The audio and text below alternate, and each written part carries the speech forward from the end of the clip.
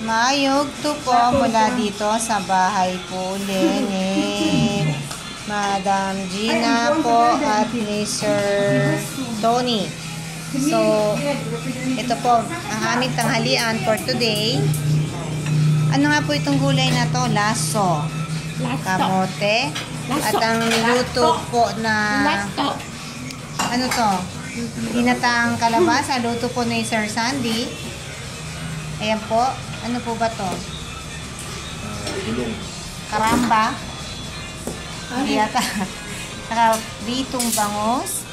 At may adobong pusit. Yan. Yan po ang aming tanghalian for today. Ayan sila. Yan. Yan. Ano tawag yung Mama Gina? Shells. Shells. Curly shells.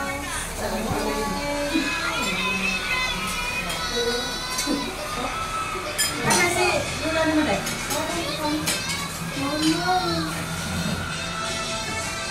Nakain po kami dito sa bahay po ni Mama Gina.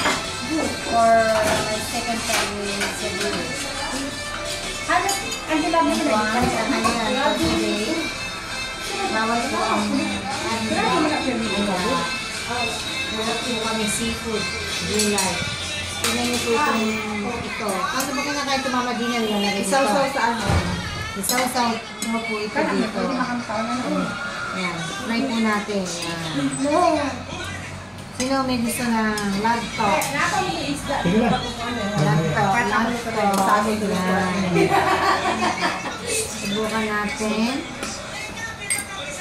Tikman po natin ito. Ay, si Mami?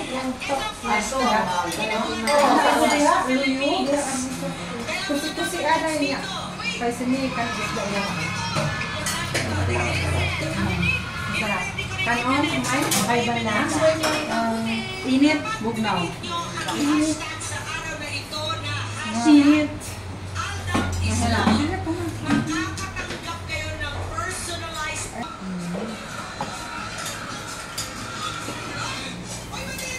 Yan po. Tadakimas. Kanina pa ako makain. Hindi, hintay ko lang po yung rice. Ayan, nakita na to. Yung luto ni Sir Sandy. Aray ko, mainit pala. Aray ko. Sir Sandy, ito ba talaga nagluto nito? Napakaganda ng gulay, ng kulay. Kulay kalabasa. Butang ano lang. Butang ano lang. Ayan. Nagdagdagan ko na. Parang hindi na ako pabalik-balik. Ayan. Thank you po. Wala si Ate Labo mo dahil? Ano daw na sa ito? Pagkakinis? Hindi na paniya na. Hindi na. Ako talaga nagluto ito. Ano? Rama. Dili na. Kaya pagkuha rin ko an. Erbe. Pagkuha rin kalbasa. Sige. Arigatou gozaimasu. Mula po sa Cebu City. Bye-bye. Pagkuha lang dili ba?